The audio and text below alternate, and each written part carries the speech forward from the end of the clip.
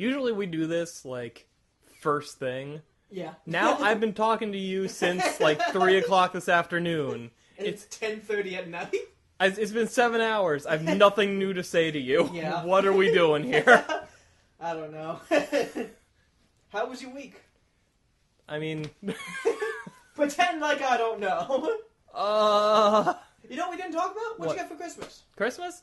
Some, like, video games and What'd stuff. you get? Like, you know... Stuff that you don't want to talk about because we're going to do it on the channel? Maybe. Also, I just can't think of it on the spot. What about you? Start thinking about your stuff. Okay. Are you asking me how's my week, or what did I get for Christmas? Whatever the hell. All right. I know it all already. My week was pretty good. He is frantically looking around his room for stuff that he got. I got Fallout 4 for the Xbox One. Oh, why are you here? Because I'm still trying to beat Bloodborne. Oh, tell that story. Oh, yeah. So, I gave you Bloodborne a while ago because I said I just can't do this. You need to take it because I was stuck at this boss Mogo's wet nurse. Then, within a couple days after taking it back from you, I got back to Mogo's wet nurse, beat him. Then I realized immediately after him is the final boss of the game. I'm not going to say who it is because that would be a spoiler for you. I also, like, a spoiler for me? A spoiler for anyone who is currently playing. Because you just said... I straight up told you who it was, because you guessed it. You said, oh, the final boss is great, because I don't want to say who it is, but it's an NPC in the game that just... And it's amazing. I'm like, is it this guy? You're like, yes! So yeah, I'm still fighting him, that's why I haven't played much. I also got Super Mario Maker. Yay! Yay! Is it as good as they say?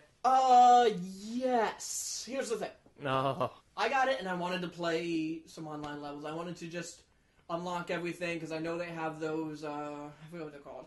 The levels that come with it, that, like, Nintendo made, like the... Okay, yeah. The event courses, they're called. Sure. It's like Avino from, Game Center CX made a level. And I wanted to beat that one to unlock, because Avino made it. I love Avino. And then you get a little Avino costume from Mario. I wanted to just do all of those first. I didn't really have any ideas for levels. But you start it, and it's like, oh, somebody... Like, it starts on just a level. No menu, nothing. So when you realize you're playing. So you gotta move over, and then the course just ends. It's like, somebody didn't complete this course. You have to complete it. It's like, I don't want to fucking make a level right now. I just want to... Nintendo's like, fuck you, make a level. So they're funneling you down a path to get all the stuff. It's just a tutorial, which would be fine. But if you don't want to make a level, if you just want to play other people's levels, it is glacial. It is so slowly paced and obnoxiously annoying. Just this one little tutorial thing that it feels torturous just to do this one thing. So you do all that, then you get in. And first it's a pain in the ass to find the course world. Like, the tutorial for making a level is extensive. Good extensive? Good. Okay. Extensive. Not glacial. Yes, if you... It's hard to explain, because I didn't want to learn how to make levels. I've seen enough LPs of Giant Bomb and all them making levels. I knew what I was doing at that point. But there are people who don't watch videos like ours. Yeah. So I understand why they would need that. So it was like, this is annoying to me, but I get why it's here. So I wasn't going to hold that against them. After I did it, I was like, how do I find other people's levels? That, they leave you to your own devices. I think there's a website. No, there is. But that's for a more refined search. Oh, okay. I just wanted to get to the screen that said Course World. That was difficult to find. It took me 2 minutes. Doesn't sound like much, but it's the main menu of the game. Huh. Like, the fact that was difficult to find was annoying. I finally found that. I played a couple of the event courses. I unlocked a bunch of costumes. They all seem kind of locked, but I think that's just behind content. Then I actually had an idea for a level I wanted to make. Start making it. Realize I need P-switch. I want to do a thing where, like, you need this mushroom to, like, break these blocks at the end of the level, and you need to funnel the mushroom around and stuff, and you're gonna need a P-switch to turn these blocks into coins, stuff like that. I don't have the P-switch unlocked. It unlocks after days of play. Now, I was gonna ask, because originally, when the game released, they were doing a system of, you have some of the tools now, and every 24 hours, you get more of them. Yeah. And I don't know exactly what changed too, but didn't they change it to something else? Some other means? They did it well that if you play for a certain number of hours, you can get the shipment early. Okay. It says like a new shipment of tools has arrived. Okay. A little truck appears on screen, stuff like that. That's cool. It is. I'm not gonna play for a couple hours just to get a P-switch. How many hours straight do you have to play to get the thing early? I don't know, but I didn't do it. I went into settings and changed the date. Nice. And I did that for a couple of days, and then my Wii U kicked me off the internet. Because of crime? Maybe. But I haven't been able to get on since. Perfect. So that... Christmas Eve I got Mario Maker. And it's now the 28th, and I haven't been able to play it yet. Well, I mean... Because you have to go online to find levels, and I can't complete the level I want to make without the P-switch, and I need to be online to get stuff. So... Yeah. Sounds like a winner. I've been having a very pleasant Nintendo experience. Yes, what have you been playing? You were showing me it a little bit before. I have been mostly... Have I? What was that game you were showing me? Right before we sat down. Oh, Bravely Default? Yeah. Well, I wasn't talking about that. Oh, okay. I got Splatoon for Christmas. Oh, and yeah. I've been... That's become my new thing I do while listening to podcasts. Cool. Because, like, one of the criticisms of that game at first was, there's no party chat or whatever. Like, you can't talk to other players. Good. I know. But I like it because I can multitask. Like, I can listen to podcasts while I just spend hours. And all of the podcasts I listen to, most of them put out episodes that are, like, at least an hour to hour and a half long. Sometimes several times that. So the fact that I can just, like, okay, well, here, let me just, like, see how many levels I can get up in Splatoon before this episode of whatever is done, kind of thing. Cool. And... honestly, after playing it, like, so much of that game's design is visually emphasized that it kind of doesn't matter that you can't talk to anybody else. Yeah. The fact that the whole point is you have to cover as much surface area with your color ink as possible compared to the other team's color of ink, whatever the ground looks like is enough of a guide to lead you. And after you've played enough matches, everybody knows kind of what their role should be with their weapon. Yeah. It's a really just fun game. And, Yeah. like, I haven't really dug into, like, options or anything yet, so I don't know, like, if you can only get certain stages on certain days or whatever, because it seems like every day I play it, well, here's the 2 that you can randomly end up on. They do have options for, ranked battles and... you know, you and some friends can get in on, like, a specially set up group thing. So I don't know, like, maybe, like, the selection is, like, just pick from everything kind of thing. But even with, like, repetitive level selection, it's still awesome. Because, like, just because of the nature of it, I don't think I've seen the entirety of any of the maps. Yeah. Have you tried ranked mode? Not yet. Okay, because I know that's an entirely different game mode. Yeah. It's not just, like, most first-person shooters, ranked mode is just the same, only different players. But You get higher XP and money from it, too. Okay, I know cool. that. like, actual real money? That would be amazing. I would be playing Splatoon 24/7. Yeah. You earn in-game currency from winning, and you use that to buy more weapons and more clothing items that can that you can level up your clothes to give you different stats like more defense and more speed and that kind of thing. Were you able to talk to those cool squids behind the glass yet? I went up there, I'm like, oh, look, that's where they filmed that weird show that they keep showing me. And if, like, you look at them in first person for a few seconds, they'll stop talking, they'll look right at you and wave. Oh, okay. And then they'll go back to what they were doing. Because I know, isn't there someone who says, like, you're not squid enough or something? They say you're not fresh enough. Isn't that it? That they do say fresh a lot. Okay. I thought there was an NPC that you couldn't talk to until you had, like, a high enough level Maybe. clothes or something. Maybe. I don't know. I saw Peanut Butter Gamer play it in, like, a quick look he did. Yeah. But, I don't know. You would know better than me. There's all sorts of stuff. Like, I haven't done... There's a single-player kind of thing I haven't touched yet. Okay. There's, like, some weird drug dealer guy in an alley that I haven't really messed around with.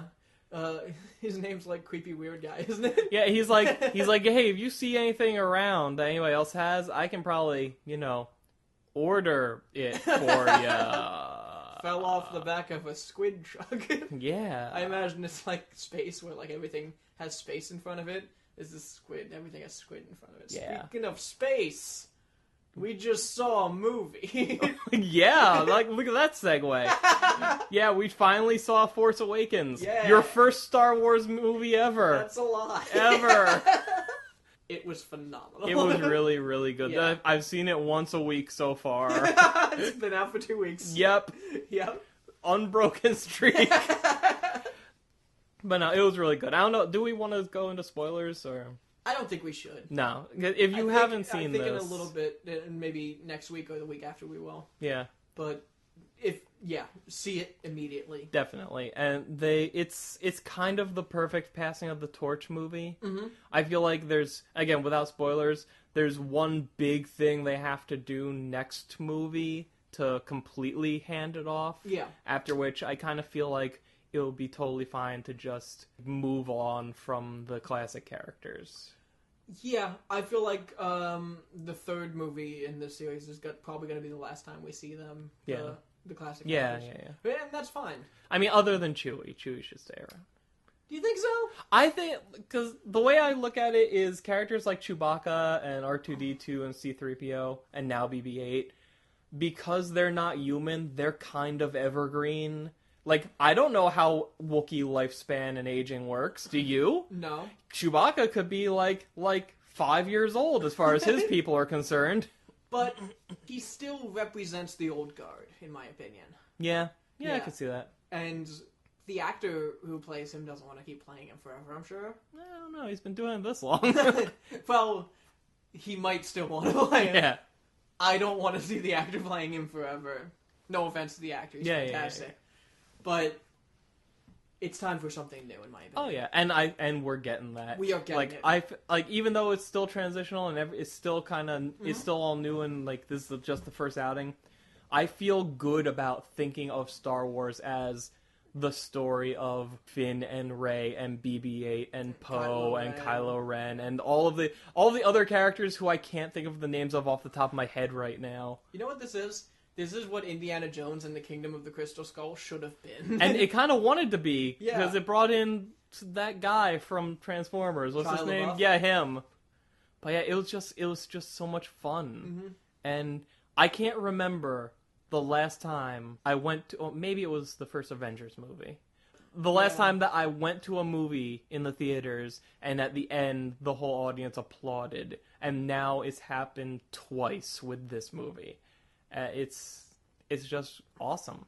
I can't remember just having so much fun at a movie. Yeah. It was just fun and happy and like even the scenes where it was like they were dramatic and action packed and like but like I was always smiling like like it was just amazing. And this movie is it's over 2 hours. I forget if it's 2:10 or something 2.5 or something. I don't think it's 2.5. Something over 2. Yeah. And Jeremy said to us, because we went with Jeremy for this time. Yeah. He said like once they get towards the end, he thought, "Oh, we're doing this in the middle?" Yeah. Like he thought there was still like an hour of movie left. And meanwhile, he had just watched over 2 hours of movie and did not feel it at all. I felt the exact same way, but because of the epic climactic ending that we have, I was like, I guess this is the end of the movie. Yeah. And I checked my phone for the time. I was like, oh god, yeah, this is the end. But it didn't feel like it.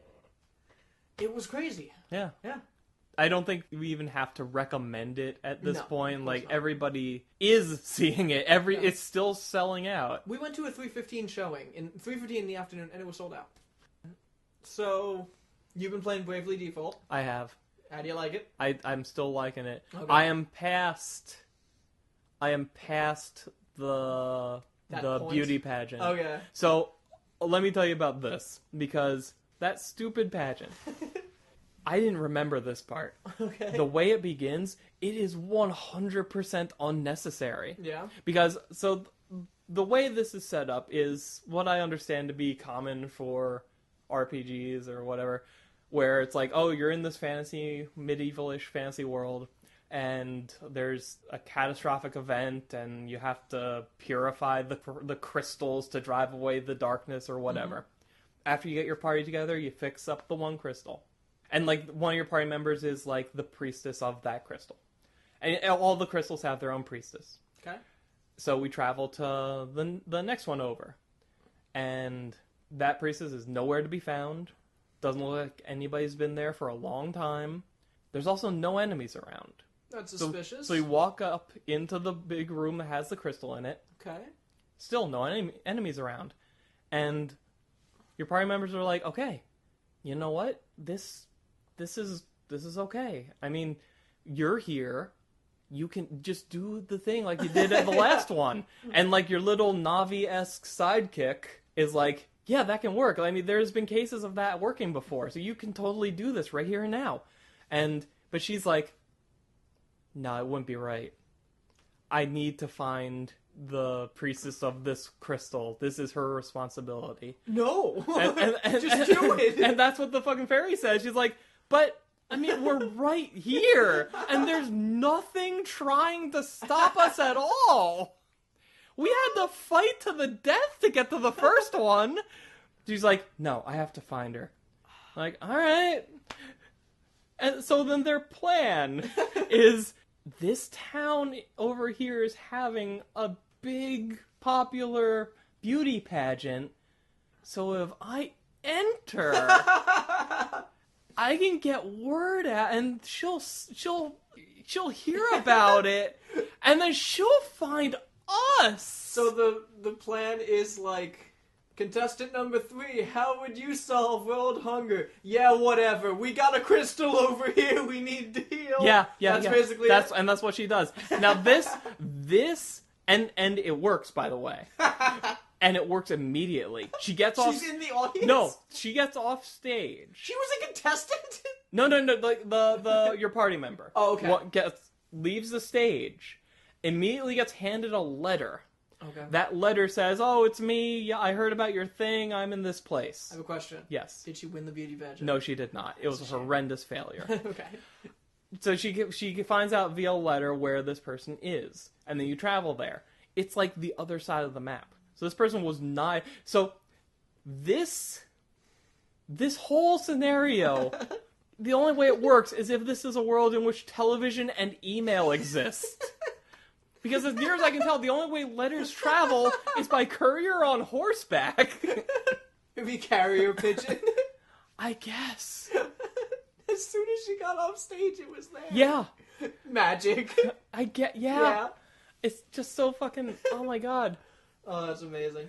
But I looked up, because I eventually, like, you go through some more garbage, and then you get that crystal purified. Okay. And that ended chapter 2. And I'm like, oh, every time I get one of the crystals, it ends a chapter, and there's only 4 crystals, so I figure I must be close to the end. Mm-hmm. And that worried me a little, because I didn't have everything leveled up as far as I thought I should by the time I get to the end game kind of thing, so I looked up, alright, how many chapters are in Bravely Default? There's 10. I'm like, oh, I guess I'm about to go on some weird detours, huh? And then the very next place I go, this army asks me, oh my god, we're getting our asses kicked. Could you, like, win our civil war for us? I'm like, yeah, here we go. Here's this now. On the big detour sign. Oh. Nice, but you're still enjoying it. I am. Like, right before we sat down, you're like, oh, I gotta check my town in Bravely Default. You're holding your DS. Like, everything's going great. And I look down. It's just black spirals of death. I was like, that doesn't look good. You don't have the proper context. Because what it is like, okay, your town was decimated. And while you're off doing your thing, you're also coordinating the rebuilding effort. And that's like the constant mini game that's going on. Mm-hmm. The way it works is as you street pass with people, you get more people added to your town. Yep. And the more people you have added to your town, the faster things can be rebuilt. It's one of those, like, oh, one person can rebuild this house in 8 hours, but 2 can do it in 4, like that kind of thing. And every time you reach another level of rebuilding, the time goes up. And there's, like, 11 levels to max out each thing. But every time you street pass, people also have the option of sending you monsters. And people are dicks. They are. And the monsters, like, if you beat them, you get, like, crazy bonuses or whatever, and your people feel better about themselves or something. Except this game's been out for like 2 years, so all of the monsters are like level 99, and my group is level 40, so it's not working out. So I'm just gonna have to come back to that. Do the monsters do anything negative to you until you defeat them, or are they just kind of there? I don't think they do anything. Okay. Maybe I could build more stuff. I don't know. I would focus on building. Oh, I mean, I have maxed out building everything that I can build. Okay. So Stop street passing. but I can get more townspeople. I mean, I don't need them anymore, but I can get more. Yeah. What the hell? You have everything maxed out building-wise. But what if there's something else I need them for? You just don't understand, Rob. Before, I just said stop street passing with you, but you were like, I need more villagers. And I was like, I guess there's something I don't understand about this game. You don't need them anymore. No. But what if I do? People are just sending you monsters, and you're like, yeah, whatever. I guess this is gonna happen. Actually, it's worse than that. So you can only have so many monsters before. You're maxed out on monsters. Yes. You can only have so many monsters before you can't hold anymore, and whenever a new one shows up, the oldest one gets bumped out and replaced. So every time I get new monsters, I'm like, ooh, you're only level 22. You can lock them so they can't get replaced. Okay. So if I wait long enough, I can hopefully replace all of the high level ones with more manageable ones, Okay. and then lock them and level up to the point that I can just come in and sweep them out. Okay. Do you have any monsters you think you can defeat right now? I thought I could, but it was really, really tough. Well, good luck. Yeah. I went to a football game this week. That's weird. It is. On purpose? Yeah, kinda. My brother got 2 tickets to an Eagles game for Christmas. We've always been Eagles fans. Him more than me, because I kind of realized football was stupid. And go into more important things, like video games and YouTube. Yeah. Yeah. Things for grown-ups. Yeah, but he got 2 tickets. And he asked if I wanted to go, and I was like, yeah, I'll go. That sounds like fun. And it was cold and raining, and I was like, who are they playing against? And he goes, the Washington Redskins. I was like, that's a team I can root against. Because normally I don't care who wins either way, but I was like, yeah, the most racist team in the world, sure. So Eagles got destroyed. It was a blowout. But it was a lot of fun. There was a bunch of drunk people next to us screaming. Huh. So that was fun. And Was it outside, inside? No, it was outside. Football is outside. That's fine. It's been 85 degrees. Yeah, but like when the Eagles were coming out, they're a Philadelphia team. I don't know if you know. Yeah. And like as they were coming out, they always like they usually play like a hype song and video, like to get everyone hyped on the jumbotron, and it's just clips of Rocky. And oh wait, that's his thing takes place in Philly, right? That's Yeah. where the stairs are and the yeah, statue. it's like him running up the stairs. It's him like next to Adrian. He's like, I got one. I'm doing Tommy's voice, and it's Adrian talking to him. He's like, I need you to do one thing for me, Rocky. And he's like, anything. Win, Rocky, win. And then Eye of the Tiger starts playing, and there's some clips of like Eagles tackling people, but the Eagles have never won a Super Bowl, so there's nothing really inspirational that they can show. It's just kind of Eye of the Tiger, Rocky winning a match, and like. Then an eagle tackles somebody. It's like, and then like it finishes in a big finale. It's like, yeah, everyone cheers up. We love Rocky. It's like, oh yeah, football. It's the weirdest thing because they have nothing positive they can show. And it was just crazy because I was like every time the Eagles got the ball, they would play like the Harlem Shake and like Oh Get God, Low, I remember like, that. these terrible but poppy songs, and then like. The Redskins would get the ball, and, like, Disturbed would come on, and Corn, and it's like, oh, God, the bad guys are coming for you. And I was like, what's happening? It's the evil music. Yeah, it was so funny. And, like, every time, like, the Eagles scored a first down. They ran 10 yards. That's all that happened. And it was like, Eagles first down, holy shit! It was fun. Release the doves and balloons! And then they lost, and they're basically out of the playoffs. So we left early so that we missed all the rioting and murders. Oh, good. I ordered 2 orders of chicken fingers and a beer, and it came to $29. That sounds about right. It was the most expensive food I've ever bought in my life, and it was terrible. It didn't even taste good? No. You know, there's a place in town here. I forget what it's called. I went in there because I haven't been in that place since high school, and I think it may have burned down and been rebuilt since then. I went in there. I'm like, oh, let me just get something. It's kind of cold today. This was back when it was cold in winter. Yeah. It's kind of cold. It's kind of cold today. Let me get something to eat to just warm up. So I went in. I look at their stuff. They have a wide range, burgers, pizza, tacos, hot dog, whatever it's in there. So I'm like, oh, all right, let me just get a hot dog. What they gave me, and this is a good thing. Okay. It is a wide sub roll.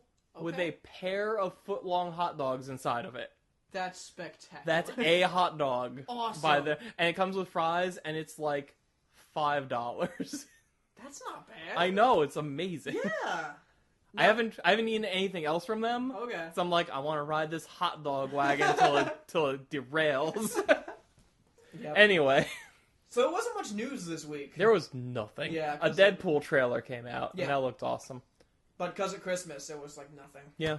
So instead, should we get into this? You had a topic you wanted to talk about. Yeah. You had a pressing matter you wanted to discuss. We made, I had an idea that we would make top 5 lists, because next week is going to be January. It is. Yeah, so our 4th episode is going to be the first week. This week is going to be January. Yeah, but I mean, next episode is going to be the first episode of the new year. Yes. So I thought we should talk about our favorite games of 2015. Yes. And neither of us play that many new games. So instead of a top 10 list, we each made a top 5 list. Yes. We tried to by do... each, We tried... I made a top 5 now, list. you and I have different definitions of games that you just... Oh, I turned on... Sorry. You hit your ass into my heater. It's a big ass, everyone. You and I have different definitions of what it means to be a new game coming out in 2015. I don't think we do. What I call a new game coming out in 2015 is this was not out before 2015. Yeah, that's my definition too. But dude, you said that you put stuff on here where you're like, well... HD, remakes count. Do they? Yeah. Or if they came out on a platform that I played them on, that's the only way I played it. So I'm going to use this example again because I don't remember what you said before. So Shovel Knight came out on the Wii U and 3DS before 2015. Mm-hmm. In 2015, it came out on the PS4 and Vita. So if I had played Shovel Knight, but not until it came to the Sony platform, would that have counted for my list? Did you play it on a Sony platform? No, if I did. If the answer was yes. Then it would have counted. That is bullshit. That is garbage. Are you serious? Yeah. No, because what if they made changes to the game? Then it's a different game. No, it's yes, not. it is. No, that's yes, like it is. that. Do you that's count? like saying do you count? Super Time Force Ultra is the same game as Super Time Force. When It it's is. No, it's not. They added an entirely new game system. They added new characters. There's mini games in it now. It's a different game. Should Smash Brothers count because they released DLC? No. Then what the fuck? It's the same game on the same platform. Shovel Knight. It's not like PS4 owners got a copy of Smash Brothers in 2015. Oh, this whole topic has gone down the toilet already. Also, at least I put 5 games on my list. I don't play lots of new games, Rob. I had 4. I gave you a game that you can put on your list. I put it there. Okay. God, what's your first fucking game? I hate you and I hate this. I think that if we have a game that we both have on the list, we should say it and say what number it is. Okay. Oh, I didn't number these. I just wrote them down as I thought of them. Could you please take a moment Let and me see order here. them Let in me see. descending order As from in, 5 to 1? What I liked the best. Number to 1 work. would be the best. Is, all right, I'm just gonna you put. know, like a top 5 list. I'm gonna put numbers next to them and not change the order that they're in. That's fine. Whatever works for you. Kill time. All right, so. So I have a few on here that were PC exclusive, but then got ported over to a console, and that was the only way I played them. God, listen to you. In 2015, I think that counts because I think a lot of discovered things them. count. I discovered them in 2015. That was the only way I was able to play them. That should count. And they got significant changes, I'm sure. I never played the other version. There's so much bullshit in your list. Did you have honorable mentions? Knock Yeah, out your honorable mentions. I'll knock out some honorable mentions. I got Metal Gear Solid 5 as an honorable mention. Did you finish that? No, but I played a good 10 hours of it. I played a lot of it over at my brother's house after he had surgery. and it's a fantastic game. But just because not all the games on this list I finished, by the way, just because of all of the bullshit with Kojima and Konami, I couldn't put it on the list. There's also Super Mario Maker. I wanted to just mention. You just got that at I Christmas. just got it, so I didn't want to put it on the list, and I haven't played that much of it. Also, all the stuff I mentioned. All right. Lit.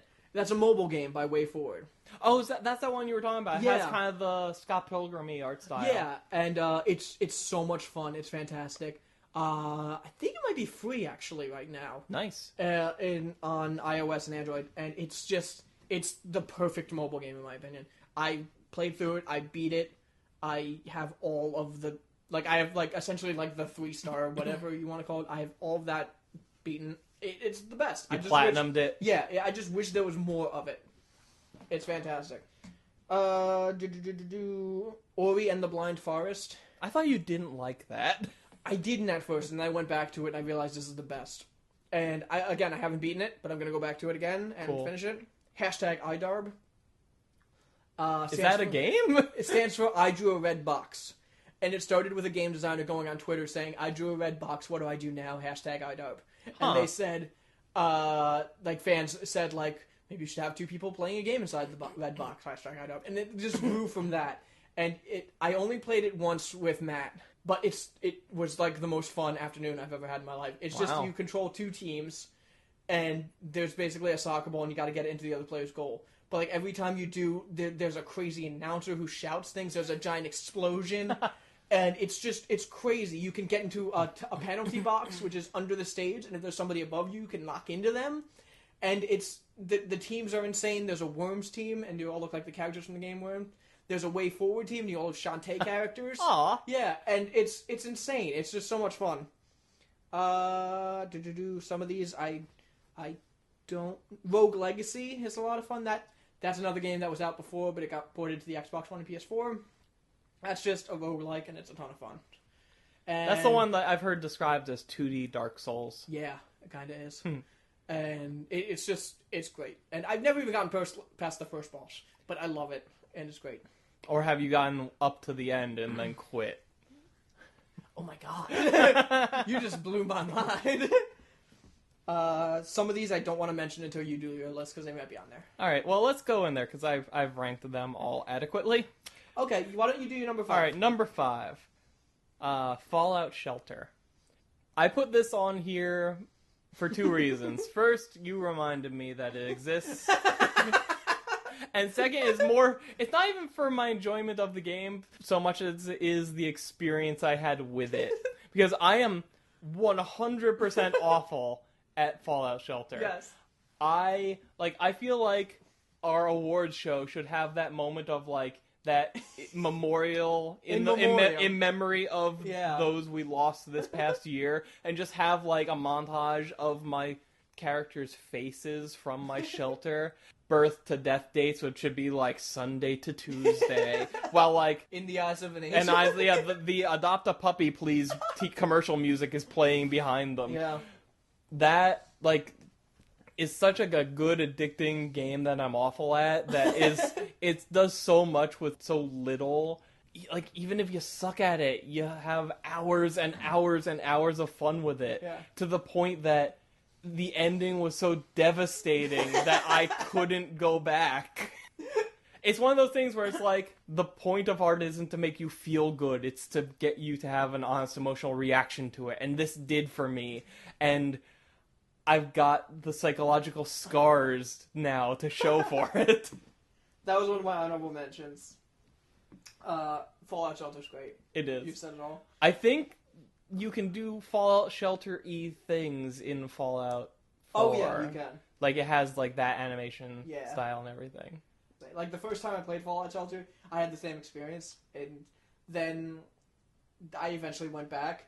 And I was so afraid something was going to happen, I just played it for hours and hours straight. And I went on Twitter and I was I'm afraid to put down Fallout Shelter, LOL, something like that. And it was if you turn it off, it saves.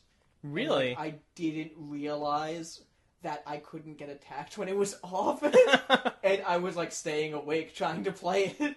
And I was oh, thank God. Then I went to sleep for the first time because like that's how good it is. You don't want anything to happen. I think they actually added like the dog and some other things to Fallout Shelter since Fallout 4. Yeah, and I haven't gone back in a while too, but yeah, it's great. Oh my God, you could have been playing it on your Pip-Boy arm thing. If I had a Pip-Boy arm thing. Yeah. Just because I got the game didn't mean I get that. Yeah. What's your number 5? My number 5 is Tower of Guns. Oh, was that? I'm not even going to ask you, that came out this year? Because who the fuck knows? It came to the PS4 in 2015. I saw it for the first time this year. I mean, it came to the PS4 in 2015. I have a game on here. It had an Xbox 360 logo on it. That's probably this year. I did research for this, unlike you. I did all the research, apparently. Go on. You do number 4. What? Oh, that's it. We did a quick look on it. We did a one-shot on it. It's a fantastic game. It's one of the best first-person shooters I played all year. It's amazing. Oh, okay. Yeah. All right, cool. And I finally beat that final boss. Yeah? Yeah. Remember that we got to in the one shot? That was the final boss? Yeah, that giant fan thing. I mean, it was super hard, but I didn't know if it was the final boss. Yeah, I love that about it. It's just a quick game that you can get to the boss in like a half hour. Wow. It's kind of like a roguelike almost. Some of the rooms are randomly generated, and it just depends on the drops that you get if you're gonna win or not. Nice. Yeah. All right. My number 4 is Batman Arkham Knight. And originally, when I thought things came out this year, I was going to have this as an honorable mention. Mm-hmm. Because by the time we got to the end of it, I'm like, oh God, I don't want to play this anymore. Yeah. As I'm thinking about the game, I'm looking back on like our experiences with it, I realized that all the things I don't like about it come from the fact that we had to 100% it. Yeah. Say what you will about the storyline being a little predictable in terms of like who the Arkham Knight is and where this is going and why. In everything other than its payoff, it did things. I've heard this game described as being better written than it had any reason to be. Yeah. And I kind of agree with that. Like all the stuff with Barbara, all the stuff with like what you do and don't tell your friends and colleagues about, all of the mental stuff going on with Batman, the use of the Joker. I was going to bring that up, yeah. Yeah, it's great. And I know most people disagree. I love the fucking car. There's a couple instances in this game where they force you to use the car for weird stuff that's not traversing the map. I feel like, again, that was because we were forced to 100% it. Yeah. Like, I've heard the argument made of, like, well, once you level up stuff, you can basically fly, so why wouldn't you just fly everywhere? I've spent a lot of time doing both things, and flying is slow!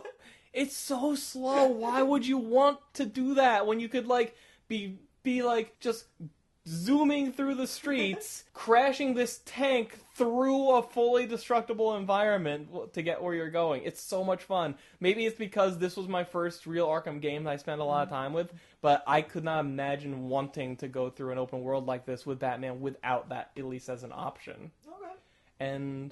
But yeah, it looked great. The voice acting was great. The story knew how to hit you in the gut super hard. And like it knew how to have its cake and eat it too. It knew how to. It did things that were devastating and then went back on them without it diminishing what you went through the first time. You're right. If you've just got a PC, don't buy it. But the PS4 version at least it was really good. It was a really good experience for my first Arkham game. I have that as an honorable mention. Yeah. And you said everything. It's a great game. Yeah. All right. My number 4 is Mortal Kombat X. That's my number 3. All right. It's an awesome game. I can't remember a fighting game I've had this much fun with. Yeah. Except maybe, I don't know, probably another Mortal Kombat game. But it's great. And now it has Predator in it, and now we're getting Leatherface. It's so much fun. Everybody's favorite, Leatherface. Yeah. And now we're going to have Alien versus Predator in it. Yes. And it's so much fun, and it's easy to pick up and play, and it's like you can still just pick it up and have fun with friends. And those episodes that we did on that were some of the most fun I've ever had. Yeah. It's great. And this is my first Mortal Kombat game. Mm-hmm. And I love the fact that I'm getting into it when graphically we're at this place and when they're just having fun with it. Yeah. All of your old favorites are in there, and half the roster is new characters, and they're taking a page out of Smash Brothers book, and they're throwing in all the weird guest stars that they can think of.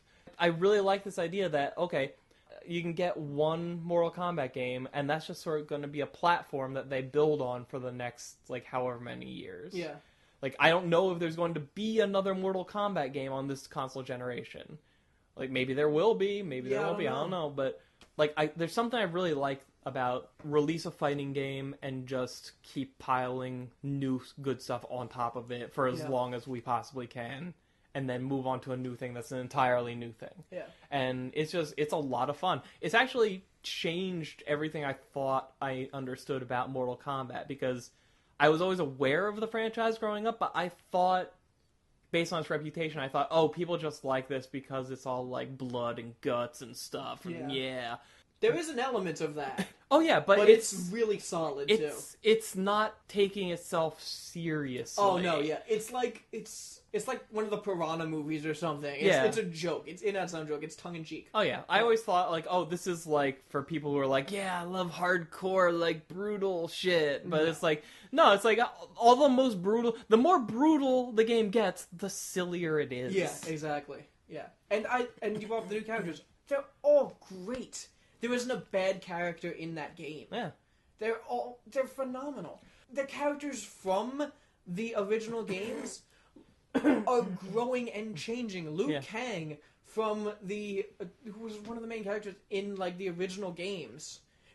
It was up until this point the main character of the series. Now has a line about how he doesn't like one of the characters because he's gay. Huh. He's growing and changing as a character, and it's. Like, I don't know if they're going to vilify him later in the series, or if he's just kind of a crotchety old man at this point in the series. He's become that God, what did Grandpa just say? Exactly, yeah. If he's just going to end up being like a crotchety old man, or if they're actually going to vilify him. I don't know if he's just kind of a dick at this point in his life. Whatever, but we've been with him for so long. It's awesome to see that. Yeah, it's kind of like how Street Fighter, Street Fighter 5? V... Because 5 will be the next one. Okay. How that, like, one of the alternate skins for Ryu is, like, an older Ryu with, like, a beard. But, like, yeah, I love the new... Like I love Devora. What do you mean she just got here? Okay. Yeah, exactly. And it's so rare that we see a franchise where it's like... Who are the main characters in the franchise? It's Sonya Blade, Johnny Cage, Liu Kang. They're all old people in this game. They're all in their 40s and 50s. And it's like, now we're making way for these new characters who you've never seen before. Yeah, and like, here's Sonya and Johnny's daughter, who's probably as old as Sonya was in the first game or whatever. This is like the game, this is like Star Wars. This is passing the torch. Yeah. And it's fantastic. Awesome. Yeah. So that was your number... That was my number 4, your number 3. Yeah. So I guess I should go. So what's your number 3? Yeah. My number 3 is Zeo Drifter. Oh, Xeno Drifter. Okay. It's not Xeno Drifter, it's Zeo Drifter. Whatever. Yeah. I love this game. We did, I almost had a one-shot on it, but no, it was actually a Let's Play. It just went really fast. Yeah, it was like 4 parts. Yeah.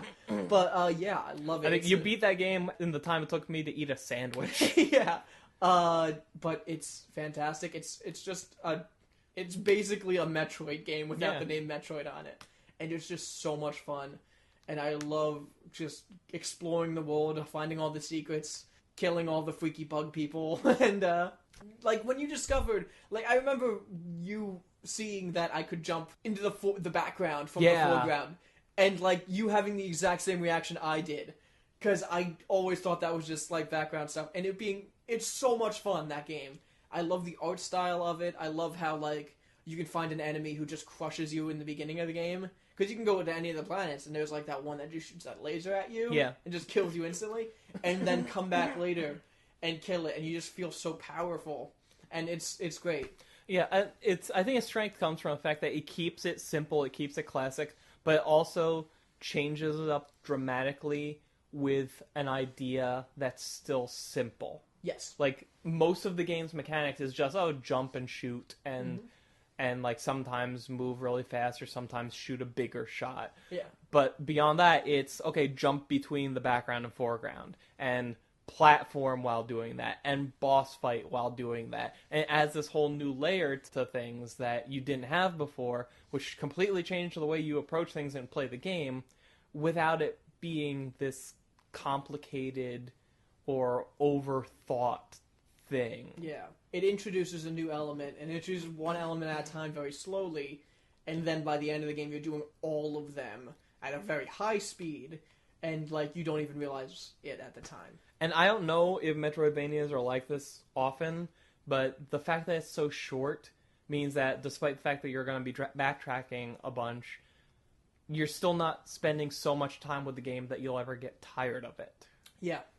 I considered putting that on there, but I'm like, I don't know if did I really like that like the most to put it on this list kind of thing. You only had 4. Yeah. I guess I could have put it above. Did you like it more than nothing? If so, put it on the list. When you put it that way. So what was your number 2? My number 2 is something I'm fairly confident you have not played, and that is Resident Evil Revelations 2. I have not played that, but I saw that and I thought you might put it on your list.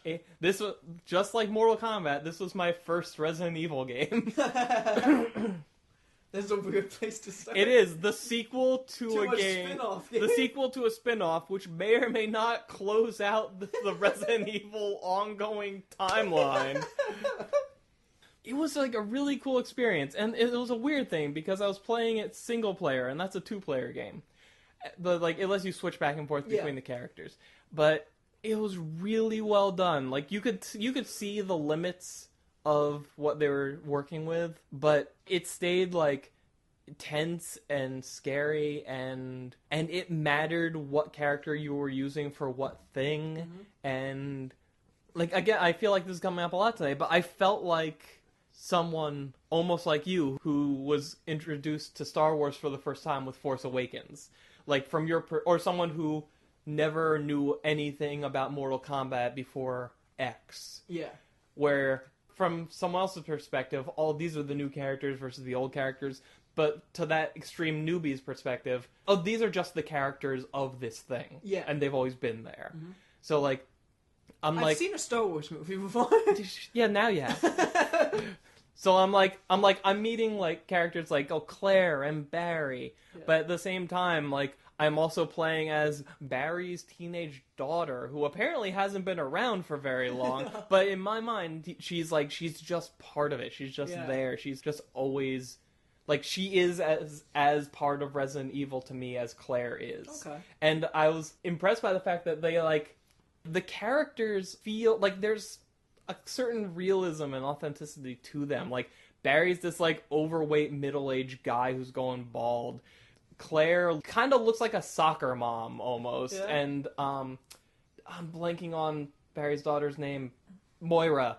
Moira looks like a teenager you would find at the mall. Like these look like real people that got thrown into this horror situation. And like there's something about taking like the theatrics and pageantry away from media kind of makes it feel like it's more grounded, and thus I should care more about the characters, you know? And I enjoyed that a lot. I'm going to make you play it probably this year. Alright, that's cool. I don't have anything to say about it. I never played it. Yeah. And I waited to... So they've released this as episodes, but it was the kind of thing like I think they had them all done first. Yeah. Because this was the one... This made headlines for being... like for coming out promptly every like 2 weeks or whatever. Yeah. And the only episodic game to ever come out on time. Did Wolf Among Us finish? I don't even fucking know. It did. I played that entirely. That's like the only Telltale game I've ever played. Nice. Yeah.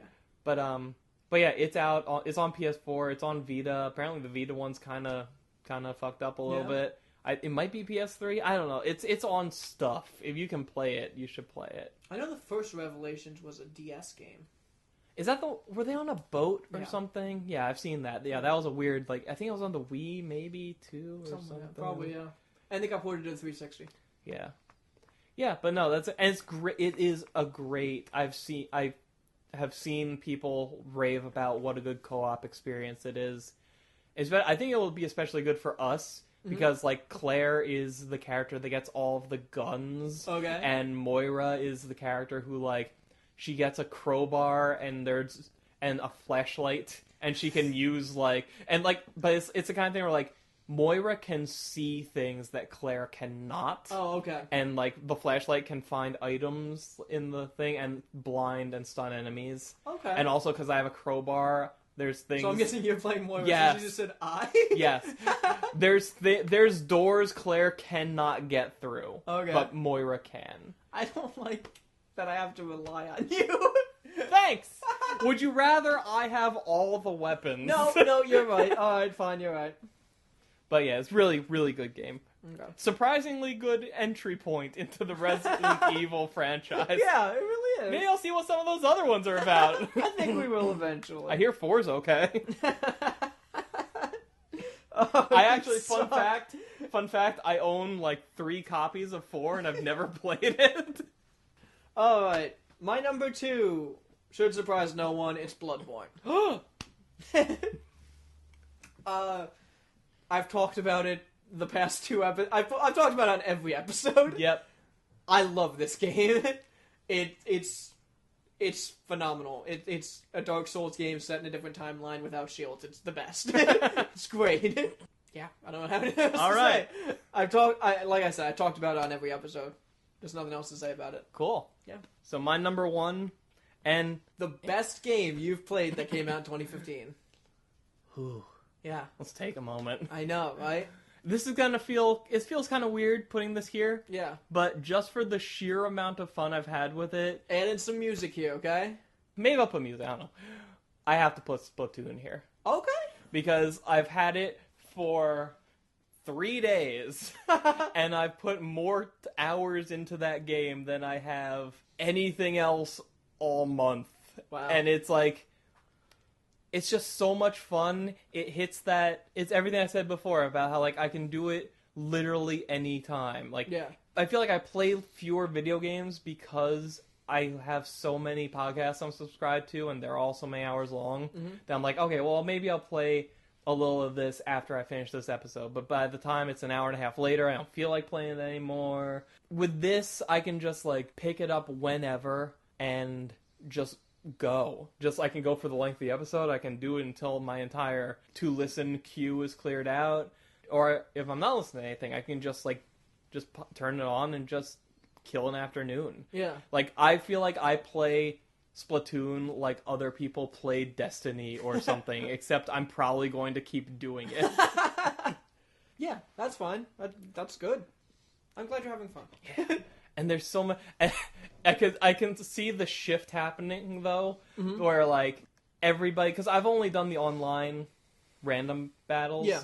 And you see everybody's level, like, oh, here's all the level 1s and 2s. Like, here's everybody like me who just got this, like, Christmas. And now it's gotten to the point of, like, hey, everybody's, like, level 8 and 10. Hey, there's a guy who's level 26. How many levels are there in this game? That's weird.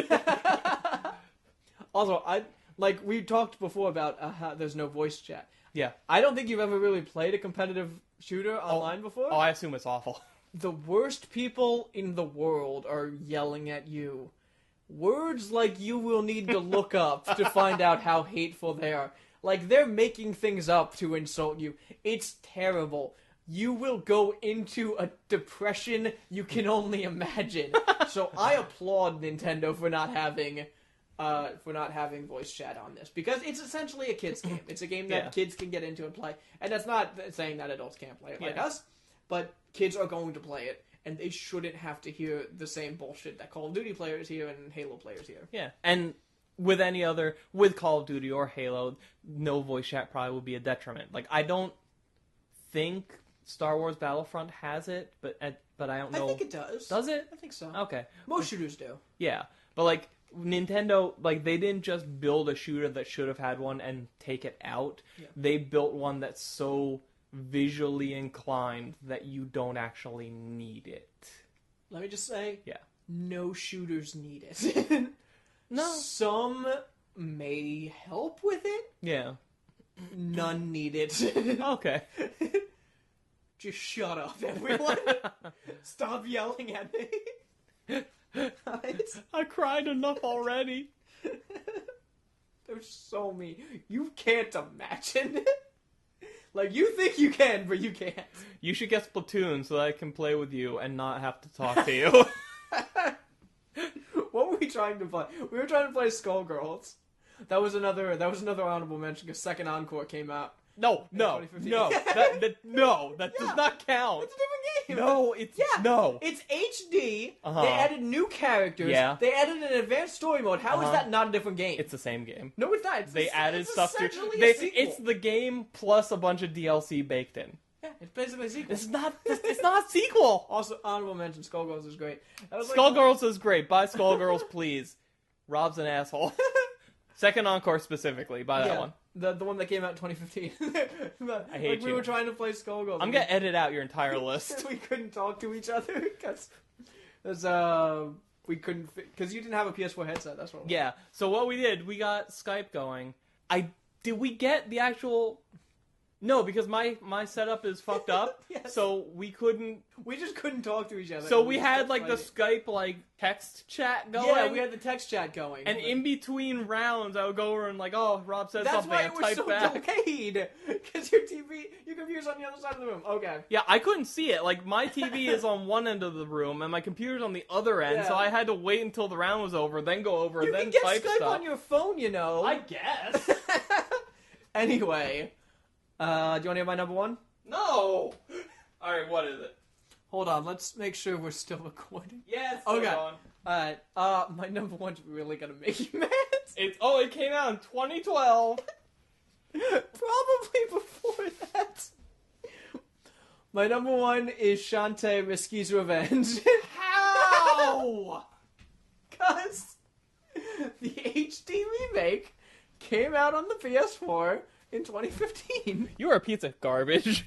I thought about, it would be great. I thought, because I like Shantae a lot now. Yeah. In the past week, the Wii U eShop, I think I said on here, had Pirate's Curse on sale for like $10. So I'm like, I have to get that, and I did. Awesome. And then like the next day, PS4 had Risky's Revenge on sale for like $2 or $4, some dollars. Okay. I'm like, okay, awesome, got it.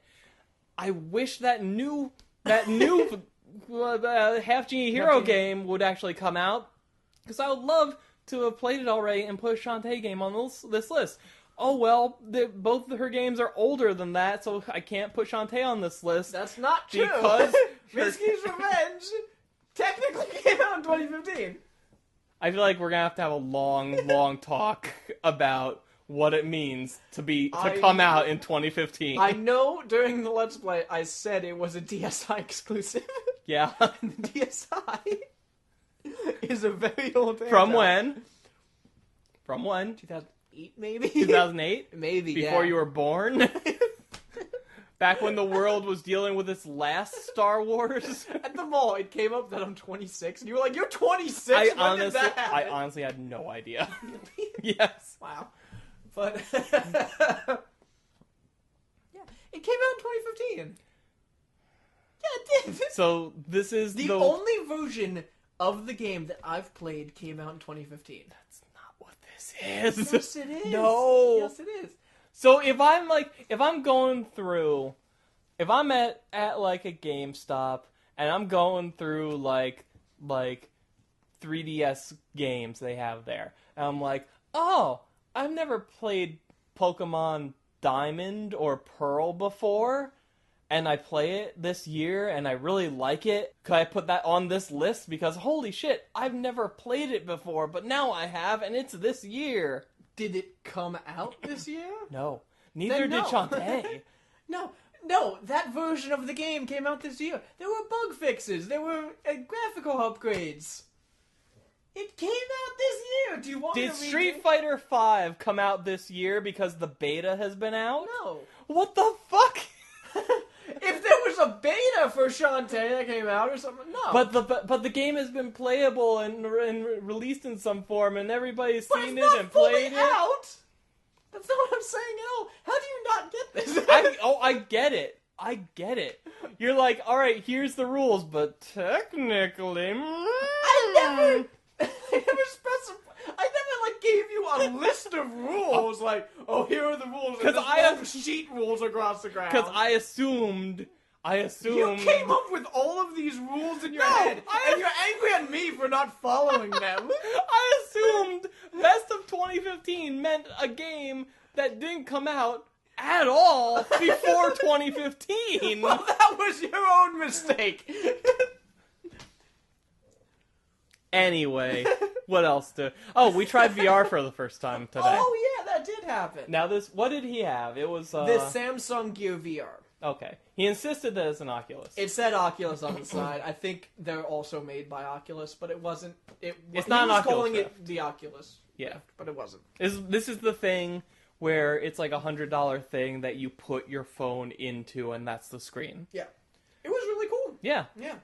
The first thing he showed us was an anime dancing girl, which was very Jeremy. It's like you're standing on stage facing the performer, and you're looking around, and the stage is all around you and stuff, and it's a really cool experience. Yeah. Like we looked at some horror simulator things. Yeah. It was all very like sit in a chair and swivel around kind of stuff. Yeah, and we were in my car at a movie theater, so it was very difficult to swivel around. But Sisters, we did one called Sisters. Yeah. That was straight up spooky. It was really effective since like it really used the fact that it enveloped all your vision. I feel like if we just saw what we saw on a TV screen, it wouldn't have been as effective at all. It wouldn't have been as scary. Because it's like there's a TV screen in front of you, so first you're looking at the TV screen, then you look to your right and there's two dolls there. You hear something to your left, you look to your left, you look back, one of the dolls is gone. It used your entire surroundings very well. Yeah. Jeremy, who owns the Gear VR and was kind enough to let us use it. Oh yeah, thanks. Yes, that was very nice of him. We have nothing negative to say about Jeremy. He'll never listen to this. No. He was kind of slow. He just was never able to sit through Sisters. Me and you did. And we're like, here, just try it. Come on, just try it. It's not that bad. So then he then started watching Guardians of the Galaxy in a virtual movie theater. You had some trouble, though, because you wear glasses. Yeah, well, I think, honestly, if you can loosen the strap, because it pushes in, so it was kind of like smushing my glasses into my nose, and that was uncomfortable. I didn't play around with it, but if you can loosen the strap a little bit, it'll probably be a lot better. Yeah. But, yeah, the only complaint I had was, like I wish the visual quality was a little better. It looked better with the anime... Dancing Girl? Yeah, the anime concert, because it was more cartoony and, like, flashy and colorful. Whereas, like, there's something very, like, kind of awkward and wooden about the horror one. Yeah. I think that was kind of what it was going for, though. Yeah. Yeah. Everything kind of looked like it was in a dollhouse. Yeah. Yeah. But, like, if you can figure out how to, like... And I don't know anything about the specs of the Sony one or the Oculus Rift or whatever. PlayStation VR. Yeah, sure. You can never remember what it's called. The Morpheus. Yeah. If they can figure out how to get like an HD quality going in there, like not even full 1080, like just something, because I feel like the only real knock against what we experienced today might be due to the graphical limitations of the phone that you're using as the screen. Yeah. How did Guardians of the Galaxy look? Because you watched some of that. It looked okay. It just seemed kind of out of focus. And I know there's a dial on the top and the middle that you can adjust, and I was fiddling around with that, but I couldn't really get it perfect. Yeah. It was like, the spot that you're exactly looking at will probably be fine, but around it is kind of fuzzy. And I don't the like goggles that you look through at the screen, which kind of, I guess, enhances it. Yeah. Magnifies it. They were very steamy.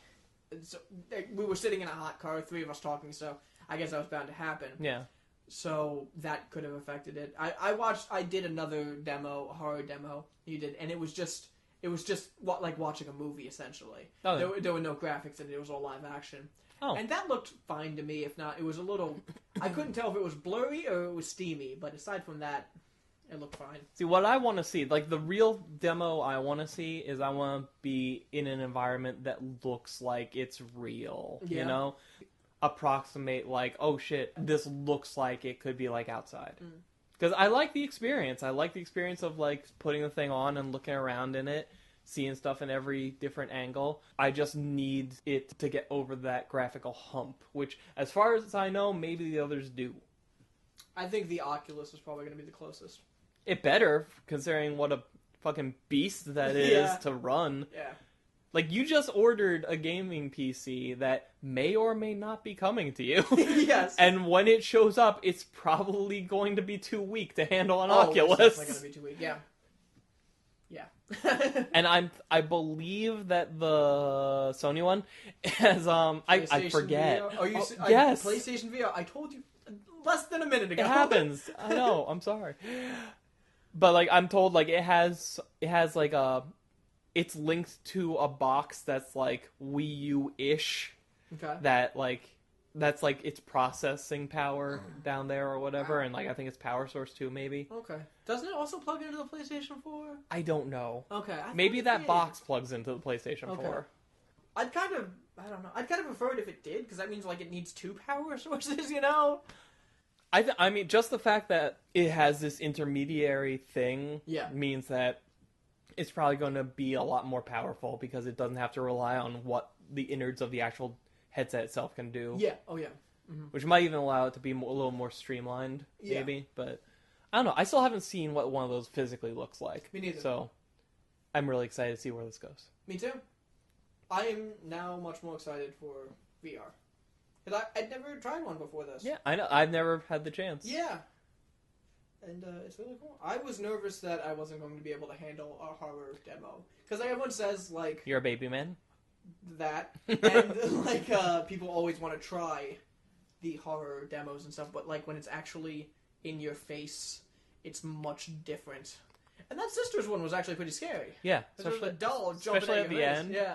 That was cool. Where you look to the left, you're like, oh god, one of the dolls is right next to me and it's all gray and looking at me. But then you look to the right and the other doll is giant and bleeding from the face and right in front of you. And is screaming. Yeah. I still hear the screaming. But I thought the coolest part of that was that you had to look at the restart option to restart it. Yeah, that was so cool. Yeah, like they have your head movement is like the mouse. Yeah. And if you tilt your head to the left, the option to the left starts to fill in red, and if you keep on it long enough, it'll select that. Yeah. That was really cool. But, all in all, it was fun. Yeah. That, the one that I did and you didn't get a chance to do, the horror one, no, it was boring. Stupid. Yeah. Alright. Yeah. Nothing compared to the anime dancing all that. No, I mean, what could be? I know. You were freaking out because you had the option to walk around and move.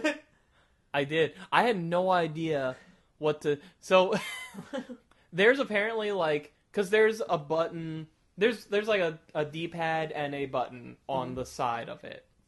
And it's kind of like... Do like a Cyclops visor thing to manipulate it. And you have the option of, like, walking around the stage, I guess. And Jeremy's telling me, okay, hold that button and you should see, like a command to, like, I guess you look at where in the world the arrows are and then you hit that button and you go in that direction. I'm looking around, I don't see the arrows, and I look down at where my knee should be and there's a giant green glowing circle with a yellow arrow in it. I'm like, oh my god, how do I do it? And I start reaching for it. Yes. Awesome. It was a fun day. Yeah, we had a big day. Yes, we did. So is that it? I think so. I was looking for a board game. I couldn't find it at a board game store. I am amazed and impressed that a board game store still exists. Me too. Actually, I don't know if I ever knew that a specifically board game-centric store ever existed. Yeah. KB Toys doesn't exist in that mall anymore. I can't believe a toy store can't make it, but a board game store can. But there is still some sort of toy kiosk? Toy corner? It's not quite a kiosk and it's not quite a store. But it is called Toys Are Here. And it's the letter R. It's like Toys R Us. But it's written in, like, Times New Roman. It's, like, super serious font. It doesn't even look like you can go in it. You just go up to it and be like, excuse me, shopkeep, I would like that toy, please. You can kind of walk in a little bit. Like, if it was raining in the mall, you could run in to get out of the rain. It does rain in Jersey malls. That's true. Mm-hmm. It was a fun day, though. Yeah. Star Wars was great. It was. You posited that this might beat Titanic's theater runtime in terms of how long it's in theaters. Jeremy said Titanic was in about 8 months. I think it could beat it. I mean, every day it's breaking a new record. Yeah. Like, biggest opening day ever, biggest opening weekend ever, biggest third day ever. So, I don't know.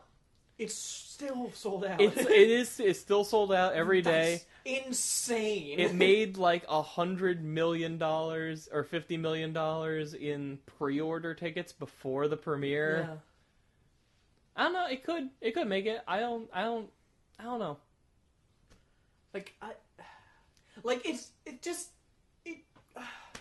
That's insane. It's been out so long and it's still sold out. Yeah. I will be interested to see. I don't have any big expectations for how long it'll stay in theaters. I think most of a year is way kind of out there. But I would have said that about Titanic too. So who knows? Like if it doesn't, I wouldn't be surprised either. Because Jeremy posited the idea that it was either you or Jeremy that they always rush it to Blu-ray and DVD now. Mm. But it's still sold out. Everyone has seen it. Yeah, everybody's seen it twice. Sold out. I feel like the fact that it's Star Wars, and Star Wars is one of those movies that you can watch it 9 different ways, but it's also a tremendous theater experience. Yeah. Everybody, my generation and older, talks about. One of my favorite movie-related memories is going to see Star Wars with my dad, or taking my son to see Star Wars because my dad took me, and I was 5 when I saw Return of the Jedi in the theater. Like this all that kind of stuff. Did you see those Walmart commercials? Maybe when it was like they were so sweet, and it was like just showing how it was like showing a kid a lightsaber and like teaching him about Star Wars. Oh yeah. It was like it takes place in the future and also the past somehow, and they were just really nice. That says Walmart, and I was like, damn it, Walmart makes some nice commercials. Is that the one where it's like, it's about a guy named Luke, and he lives on a farm just like you do, and the kid's like, oh, wow, wow. And so it's like, get all the Star Wars merch at Walmart. I was like, man, I wish I didn't. Maybe I will. Yeah. I mean, it's a movie where I think it absolutely deserves whatever success it gets. Yes. And I can't wait to get it on Blu-ray as soon as it comes out. Do you see they're re-releasing the unedited original trilogy? I did not see a date for that. I could have sworn it was supposed to have happened already. Really? Yeah, earlier in the year, I could have sworn, maybe I'm remembering wrong or maybe things changed, but I could have sworn it was going to be out for Christmas. Cool. Yeah. I gotta find out when that is, because I would love to see those finally. For the first time. Yeah. Actually, yeah. You're not making that up. Yeah. I hope it wasn't too big of a spoiler, because we talked a lot about Darth Vader and his lineage in this new movie. Yeah, I don't so, think so. I mean, you might know what you're in for. Did you see the comic of the guy who guy's walking down the street and his head just says Star Wars on it? Yes, and it's like after the prequels, like it's like you getting back together with your like friend who was like became a dick and He's like, man, it's been like 10 years. He's like, I know. I broke up with that guy I was with. I broke up with George Lucas. I was in an abusive relationship. It's over now. It was great. That was really good. Yeah. Speaking of comics, something I feel like I'm going to get into sometime next year, because it's going to be till 2017 before we get episode 8. So something I'm probably going to do to fill the Star Wars shaped hole, the BB-8 shaped hole in my life, is I'm probably going to dive into the trades of some of the Marvel Star Wars comics that have been coming out, which people seem to really like. Especially like the Darth Vader one. Yeah. And there's that one that leads up to The Force Awakens. There's another one that everybody really likes. I don't know. They're all over the place. There's one that follows directly after Return of the Jedi. There's one all about Darth Vader's solo adventures. There's a mini series all about Leia. There's a mini series all about Lando. There's there's all this stuff all over. They have a series that ties into the Rebels TV show. Oh, cool. Where it's like one of those main characters back when he was like he was the last Jedi trainee before it all came crashing down. So it's kind of his story of how he got to where he is in the cartoon. So like there's a lot of Star Wars comic content out there that a lot of people seem to really like, and they've got like. I'm pretty sure like Jason Aaron's writing one or two of these books. Like they've got I think Terry Dodson is drawing one of them. Like they've got a lot of top tier talent on it. Yeah, nice. I may have to borrow some of those from you. Yeah. I didn't return your movies again. Whatever, just you have to watch each of them once per day until you do. Oh God, no! Especially the Wolverine. No! All right, I think we're done now. I think that's it. So, Epic Ghost Punch, whatever, you're there already. We'll get more stuff soon. Yeah. Bye, next year. Check out all those Let's Plays we mentioned. Yeah, next year. Bye. Woo! Star Wars! Star Wars!